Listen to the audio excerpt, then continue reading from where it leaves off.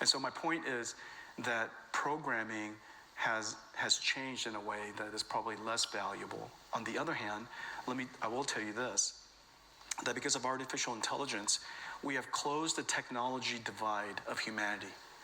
Today, about 10 million people are gainfully employed because we know how to program computers,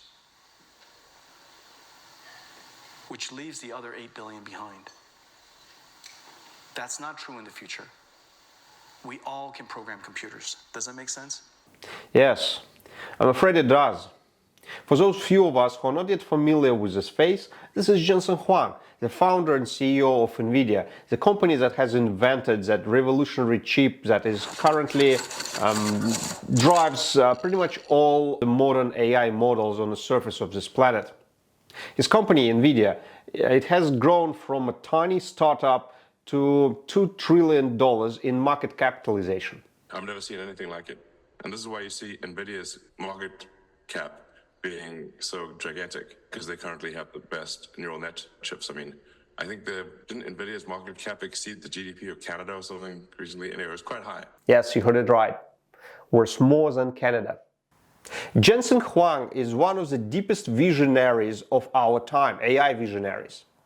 And as we have just heard, according to him, more than 10 million coders soon will have to find not just a new job, but a new profession. It is not just Jensen Huang. Listen to, for example, what AWS VP of Technology has to say. The programming language of the next decade is not going to be the traditional way that we've been writing code. It's just going to be natural language. You're just going to describe what it is that you want the system to do, and it will interpret it automatically. And that's an incredibly democratizing and incredibly exciting opportunity to reinvent every product and process. In the meantime, big tech keep laying off people. Well, they try not to say that openly or in public, and well, we can understand that, because who wants to be called the public enemy responsible for mass layoffs, right?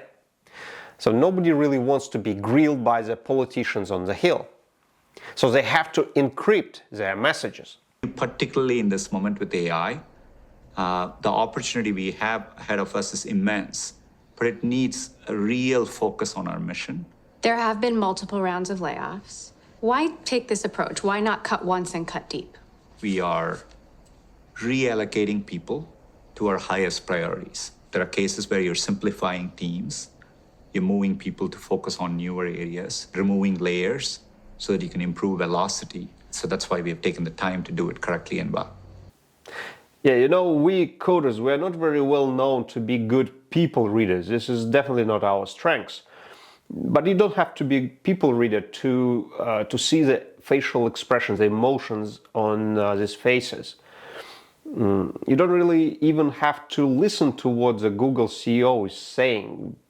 But nevertheless, if you want to know what is my opinion, what is my translation of this corporate, politically correct mumbo-jumbo jargon into plain English, that would be a simple message.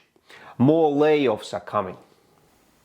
At first, big tech explained layoffs by changes in tax regulation, then by overhiring during the COVID pandemic. Then they said that only sales and HR were affected. Then that just junior coders were let go. For more than a year, they kept us in the dark, keeping laying off people while inventing new excuses. And now they don't even bother explaining layoffs anymore, they just do them. Here are just some of the most notable mass layoffs in tech that were announced publicly. And all this time, since the beginning of the layoffs in 2023, they acted as if they knew something, something big, something that we didn't know. So what was that? What was that big thing that they knew but we didn't? What is going on? I'm going to say something, and it's going to sound completely opposite of what people feel. You probably recall, over the course of the last 10 years, 15 years, almost everybody who sits on a stage like this would tell you it is vital that your children learn computer science. Everybody should learn how to program. Give me a break. Anybody who can throw coal into a furnace can learn how to program, for God's sake. And in fact, it's almost exactly the opposite.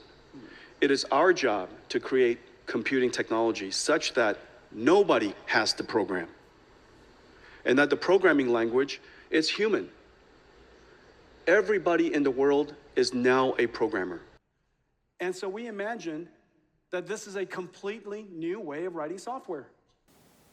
The short answer is that back then in 2023 they had learned that soon they won't need human coders to write software anymore. In our previous video we have shown how this works in principle in a hypothetical example of a snake game that is generated not by a programmable code but by AI directly. It's like a video stream. And that video got 1,500 comments. And one of the most common comment was, "This survival guide is a result of work of half a dozen volunteers with expertise ranging from web development to AI ML to database management and distributed programming.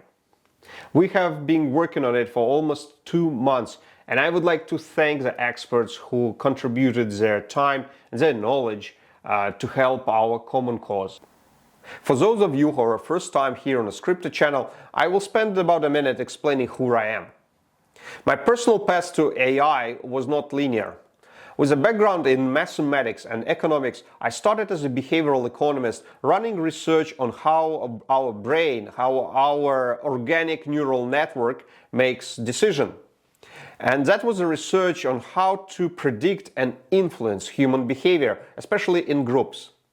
So after graduating from Columbia University in New York, I went to China as a Forbes columnist, and I authored more than 25 articles for Forbes. And I also continued my research in behavioral patterns of ultra-concentrated groups. So it was there in China where I met Jack Ma, the founder of Alibaba, and also another tech visionary.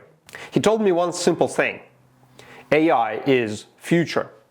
And this is how then, 9 years ago, I got a head start, and since then I started implementing, creating AI systems that predict human behavior. And since then I have designed and developed AI behavioral systems for some of the largest companies in the world. I also led an AI research team and launched a startup that invented a computer vision-based technology that monitored and managed nurses in hospitals. This technology has received an Australian National Award for solving the issue of pressure ulcers, which is one of the main problems in healthcare, in modern healthcare. When we were building the survival guide, our objective was to help us navigate that huge uncertainty that we're all facing. To find a path through the AI jihad, a path to survival, to safety, and hopefully to success. And while working on this guide, we used a few key principles. First, we wanted to identify and diagnose the problem first. It is like getting a diagnosis before actually starting a treatment. And this is why the first half of the guide is mainly about how we got to where we are. And here's our plan, our little map. First, we will talk about how the value, the pizza, how it is being distributed between the providers of labor and capital. And this is important because we coders, we are providers of labor. Then we will dive into the beginning of the internet web development and the web development gold rush. And that should give us a better understanding of why we are being paid so much. Then we will take a look at what has triggered the AI jihad and the great consolidation, and how that all led to the invention of transformers, that very AI architecture that is behind the ChatGPT. And that's exactly, that technology is what Jensen Huang is referring to when he's talking about coding being not a human profession anymore. Then we will talk about few things that we want to do if we want to vanish in the AI jihad era. It's like, for example, being in one of the about to go extinct industries, like finance, for example. Or maybe it could be like violating the 10% rule, for example. Then we will take a look at the business of selling shovels. It's a well-proven, bulletproof actually strategy of surviving in the gold rush type of environments like AI jihad. Then we will explore the new frontiers. We will see if these challenging and demanding areas can offer us a path to AI greatness. And then, as a dessert, we will get a glimpse of 3 general survival principles, more like mindsets that remain relevant in the times of AI jihad. So this is our survival map. And this is where the second principle comes into play. We try to avoid the temptation to resist the temptation of giving instructions like quit front-end development and go into CUDA, learn the CUDA language. Each one of us is different. We coders, tech, we're all different. Each one of us has their own background, their own skills, their own personality. And what works for one person doesn't necessarily mean that that would work for another person. And this is why, instead of instructions, we try to share with you our current understanding of the situation, of which way it's all evolving to.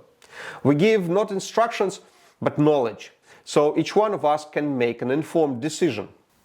And finally, third, it took us 2 months to make this video, and we understand that this is a lot of information to process. And this is why we split the guide in 5 parts, and they will be released each Friday, starting from May 24th. And right before we start, here's a spoiler. We have a good news and a bad news.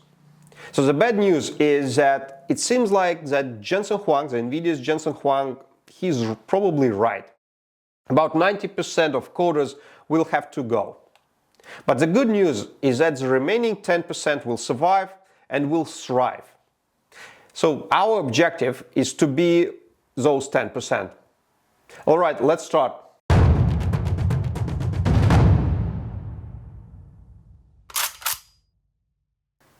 As always, we start in an unusual place. As you can see, this is an ancient gold mine. And these gentlemen, they are gold miners. They dig dirt searching for nuggets. For centuries, our civilization was organized in a very simple, even primitive way. If you wanted to do more, to work more, to have more gold, you needed more people, more labor providers. More people meant more work is done. And that was going on like this for thousands of years. For example, the way how people were working in the first civilization, somewhere, let's say, in Mesopotamia. So that the way how they worked thousands of years ago was not fundamentally different from the way how people worked just 100 years ago. The same tools, the same way of organizing labor, and the same fundamental principle. If you needed to do more work, you needed more people. Life of our ancestors was very simple. They produced just enough to survive. It's basically what you produce, that's what you eat. And that's it, pretty much. And that was going on for thousands of years. That was going on like this. Until some bright mind decided that, hey, what if instead of eating everything, I save a little bit? And I used that saved product to build some instrument, some tool, some machine. Here came the machine. At first, just a shovel. Then gradually it was evolving until it ended up as an excavator. And it turned out that now, with that machine, there was no need for so many people anymore. Hundreds of people could do the same job that previously needed thousands of people. And that's all because somebody invested capital to make a machine. That's how capitalism was born. Of course, that capital was not free. The owner of the machine, the provider of that capital, received a small fee for his machine. Well, actually, this is an interesting question. How exactly, how small that fee was? Let's take a look. The easiest way of thinking about this is to imagine a pizza. The whole pizza is what was produced by the operator and the machine together. So here we have providers of labor, well, the workers, and here we have fellows that some time ago were smart enough to save some money and to invest into building that machine. So they are providers of capital. And now, after the pizza was produced, after it was baked, now we have this tasty pizza, it has to be shared. There are a few different ways to see in what proportion this pizza is being split. And here's one, for example. Let's assume for a second that we are in 1984, 40 years ago. And let's make another assumption. Let's say that the pizza back then was split half-half, 50-50. So half of the pizza went to the workers, to providers of labor, and half of the pizza went to providers of capital. So now, here's how much average labor income changed since then, since 1984. You see, roughly by 30%. So now in 2024, it is roughly by 30% higher than it was in 1984. This is an inflation-adjusted number. And now let's take a look at the providers of capital. This is S&P 500 for the same period, for 40 years. We can think of this, of S&P 500, as a rough equivalent of that fee that providers of capital are being paid for that machine, for that excavator. So in 1984, we assumed that the pizza was split equal, right? And here's what happens then. So if in 1984, half of the pizza went to workers, now it is less than 1/3. Another way to look at the pizza split is house affordability. How long did it take a median worker, like an average worker, to buy a median house 40 years ago? Here, you basically needed 3 annual salaries to buy a house back then. Now you need almost 6. The reality is that our society is designed to benefit capital providers, not labor providers. It is done in many ways. For example, one of the ways is inflation. Here we have a separate video about it, and you can find a link in the description. And basically, inflation is effectively a stealth tax on labor. Another way to extract value from labor providers and to get a larger slice of that pizza is simply by directly taxing it. Here is the current tax rate on capital gains. And capital gains, don't forget, that's the main source of income for the capital providers. So the current tax rate for them in the US is 20%. And if we look at the tax rate for labor, the highest tax bracket for labor is 37%. So it is 20% versus 37%. And you know what the funny part is? Actually, capital providers, very often, they don't even have to pay even that 20%. Because they hire armies and armies of lawyers and accountants who do just one thing. They are looking for ways to minimize that tax, to optimize it, the way they usually call it. Labor providers cannot do that. They usually cannot afford, they do not hire armies of lawyers and accountants. The message here is simple. The whole system is designed to transfer wealth from providers of labor to the providers of capital. This is not a bug, this is a feature. It's a part of the system design.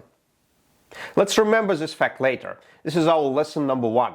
In our little gold mine game, labor providers are paid much less than providers of capital. And now, let's take a look how much coders are being paid. Alright, so we almost got to the end of part 1. Part 2 will be right here next Friday, and we're going to be talking about web development and internet, because it's very difficult to understand AI jihad without understanding the essence and nature of internet and web development boom, and well, and now obviously bust. So that's what we're going to be talking in part 2. You will see it on your screen automatically if you're subscribed. If you're not subscribed, just go there, find that button, click it. In the meantime, there is one favor I would like to ask from you. You can actually help us, because Scripted channel is very young and YouTube algorithm still has no idea who we are and who our target audience is, and this is why the algorithm recommends it to all sorts of strange people. My favorite one, because I can see it from the inside, right? And my favorite one is Mexican soap opera lovers. Obviously not our target audience. So that's a problem for us. We need to find our people, our crowd, our herd. And this is where you can help us. So just go to those forums, chats, IT, tech, coder related, even gaming related chats that you're frequent at, and just post a link about us there, so our crowd finds us, our herd finds us sooner. All right, that's it. And now, the most important part. Happy birthday, Mom.